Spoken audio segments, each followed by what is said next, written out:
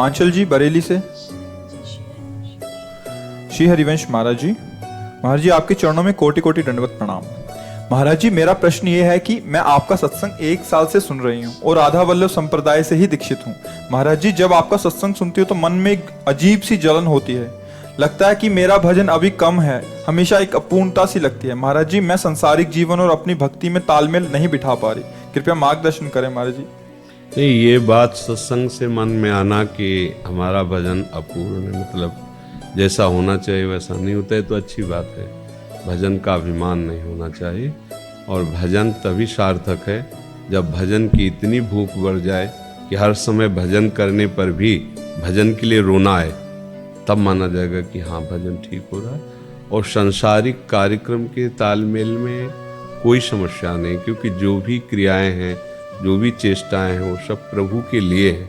घर गृहस्थी ये सब प्रभु का भाव करके जो भी बनाना है, सेवा है, पति पुत्र आदि की सब ये प्रभु को भाव से अर्पित कर दो, ये सब सेवा ही है, ये सब भजन ही है। उसमें अगर अलगावपन रखोगे कि संसार की क्रिया अलग प्रभु की अलग, तो फिर अभी भक्ति में समझ ठीक नहीं हुई। ये संपूर्ण सृष्टि भगवान की बनाई हुई है, संपूर्ण सृष्टि भगवान बने हुए हैं, ये बात हमको आखिरी में समझ में आ जाएगी। पर हम शुरुआत यहाँ से मान करके करें कि जो भी हमें वस्तु मिली है, हमारे परिवार के जन हैं, हमें इनकी सेवा करके अपने प्रभु को प्रसन्न करना है, अपने प्रियालाल को प्रसन्न करना है।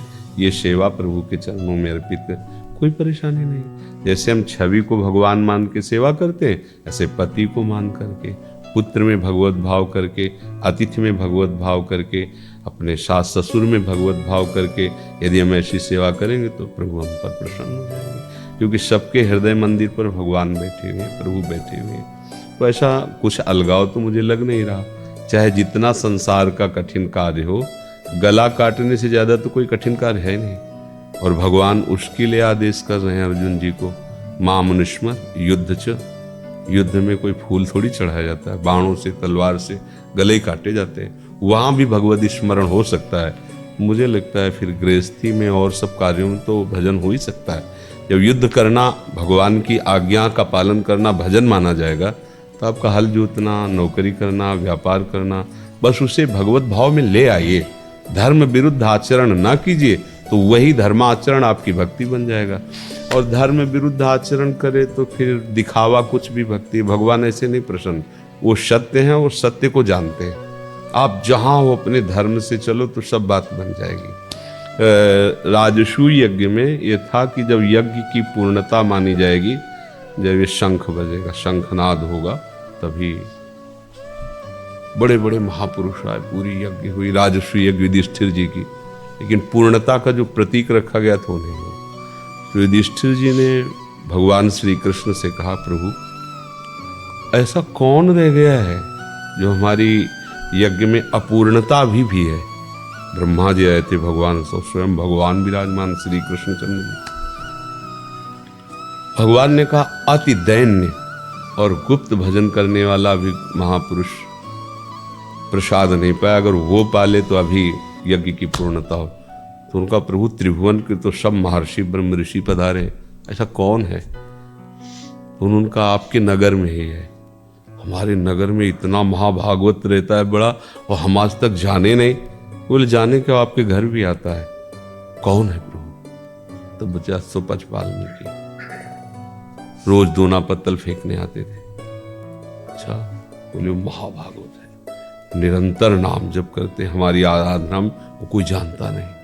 अपने को छुपा के दैन्य भाव से ऐसे, जाओ निमंत्रण दो उनको। तो भीम और अर्जुन जी पहुंचे, तो कोई उनके स्वरूप को नहीं जान। चित्रपट विराजमान के अश्रु प्रवाह करते भगवान के सामने वो बैठे थे। जो देखा कि भीम अर्जुन आए, सो तत्काल पर्दा किया कि हमें कोई जान न पावे। भीम अर्जुन ने हाथ जोड़ा, कहा, आपका निमंत्रण, उनका मालिक तो 2 कौड़ी के नौकर हैं आपके, दोना पत्तल फेंकने। आप निमंत्रण, हम रोज आपका ही तो जूठन खाते हैं, जो पत्तल और फेंकने पर जो मिलता है वही। उनका नहीं नहीं, भगवान ने कहा। उनकी दृष्टि बदली भगवान पे कि ये चैन से भजन नहीं करने देते। अरे हमें कोई जानता नहीं था, चुपचाप भजन कर रहे थे। वे राजा लोग सम्मान करेंगे, यश होगा, भीड़ लगेगी, हमारा भजन रुकेगा। पर भगवान की इच्छा है, जो जो प्यारो करे सोई मन भाए, काम आ जाए। भगवान ने द्रौपदी जी को आदेश किया, अच्छा अच्छा भोजन बनाओ। ऐसे उनको रसोई में बैठाला।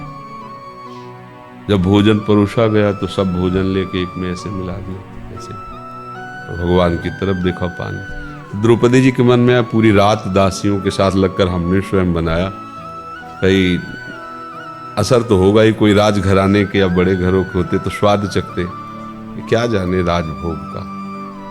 वो प्रसाद पा लिया, घंटा नहीं बजा, शंख नहीं बजा, जो आखिरी। तो उनका प्रभु, इन्होंने भी बोले आपसे अपराध बन गया इनके प्रति। कोई किससे बना? द्रौपदी जी ने कहा हमारे मन में ऐसी सोच आई थी। तो बोले आप ही प्रश्न करके देख लो। कहा आपने अलग अलग स्वाद क्यों नहीं लिया, सब मिला क्यों दिया? बोले वस्तु का स्वाद तो प्रभु आप लेते हो, हम तो प्रसाद पाते हैं, इसलिए सब मिला के। तब द्रौपदी जी को पता चला कितने बड़े, उनके पाने पर ही घंटा बजने लगा, उनके पाने। तो आप देखो क्या है वो, बाहर से दोना पत्तल उठाने की झविया, हाथ में झाड़ू, और भगवान कितनी नजर रखते हैं उन पर, कितनी मान्यता है कि बड़े बड़े ब्रह्म ऋषियों को लघु कर दिया उनके सामने और उनको बैठा, अहो वत्सो पस्तु गरियान या जिभ्यागे वर्तते राम तुभ्यम। तो हम ये माने कि संसार के कार्य अलग हैं, भगवान के कार्य अलग हैं, तब तक सही भक्ति नहीं मानी जाएगी। जो भी आप कार्य कर रहे हैं, हमारे मालिक का ही कार्य ईमानदारी से करो, पूर्ण एकाग्रता पूर्वक करो, और कभी भी कोई भी ऐसी बात ना करो जो धर्म के विरुद्ध है। तो सच्ची मानो आपका हल जोतना, आपका नौकरी करना, है सब भजन बन जाएगा, सब भजन बन जाएगा। वो एक उदाहरण में दो भाई थे, तो एक भाई मेहनत करके उसे वाराणसी भेजा, तो व्याकरण और सब शास्त्रीय सब पढ़ाओ। जब काशी से आया तो उसको ये था कि भाई मेरा गंवार है, मैं तो विद्वान हो जाता है ना अहंकार। तो अपनी भाभी से ऐसे किया, पहले था कि झुक के चरण छूते तुम, ऐसे कहा भैया कहाँ है, बहुत दिन से इच्छा थी मिलने। तो बोले तो नदी के पार जो है, पहले बैलों से गेहूं आदि मारे जाते थे, जैसे गेहूं है ना, थ्रेसर नहीं थे, ऐसे फैला दिए जाते थे बैलों से, कई दिन मारने के बाद फिर हवा में उड़ा के गेहूं अलग और भूसा अलग किया जाता था, उसे मड़नी देहाती बात। अब तो यंत्र चल गए, पहले यंत्र नहीं थे, वैसा ही करके उड़ा रहे थे। उनका वो तो खेतों में है, नदी पार है। अच्छा ठीक है, तो उनका नदी पार हम कैसे जाएंगे? तो उनका कि हमें तंत्र विद्या भी सिखाई गई है, ऐसे राख ले मंत्र पड़ा, बोले ऐसे नदी में डाल देना, थल की तरह चली जाओगी जल में। बड़ा आश्चर्य हुआ वो जब डाल। भाई के पास गए, बोले काशी से भाई आया है और आपसे मिलना चाहते। भाई कैसे? घूम के आने में तो बड़ा समय लगता। तो उन्होंने राख दे दी, पर वो आने में ही खत्म हो गई, हम जाएं कैसे? तो उन्होंने भूसा दे दिया ऐसे, जा। वो भूस भी वही काम किया ऐसे। जब वो गए, भाई ने उनसे पूछा कि आप आई कैसे? तो उनका तुम्हारे भैया ने भूस दे दिया था। जब वो आए तो उन्होंने ऐसे किया, नमस्कार। पिता की तरह बड़ा भाई मेहनत करके उसको पढ़ाया। ऐसे वो था ना कि भाई मैं पढ़ा लिखा हूं, जैसे आजकल के बच्चे ना अमेरिका आदि से पढ़े, अपने माता पिता को हे भाव से देखते हैं। अगर कोई परिचय बतावे तो गलत ही परिचय हो, ये नहीं कहेंगे हमारा पिता है, और अन्य परिचय बताएं, क्योंकि उनको लगता है हमारी बेइज्जती हो। कहाँ हम इतने VIP, कहाँ वो बूढ़े ऐसे। भाई ने कब पढ़े आए? बोले हम पहले आपसे प्रश्न करते कि हमने तो तंत्र विद्या भी काशी में सीखी, उसी के फल से राख आपको दी, पर आपने क्या, आप तो हल जोतते हैं, फिर आपके भूस में कैसी? बोले एक एक चेष्टा भगवान को समर्पित करता हूँ, उनका नाम जप करता हूँ। जो तुम पढ़ के आए, मुझे बिना पढ़े सब समझ में आ रहा है। तुम अभी अज्ञानी हो, तुम्हें बिल्कुल ज्ञान नहीं। हम समझ रहे थे कि तुम वास्तविक पढ़ाई पढ़ रहे हो, नहीं। उनका आप ये कैसे कह सकते हैं कि हम अज्ञानी? आप बोलो किस शास्त्र की बात? बोले हम सीधी बात बताते हैं, विद्या विनयम ददाति। तुम्हारा विनय ही नष्ट हो गया, तुम ऐसे कर रहे हो। पहला ही लक्षण दिखाई दे रहा है, विद्या विनयम ददाति।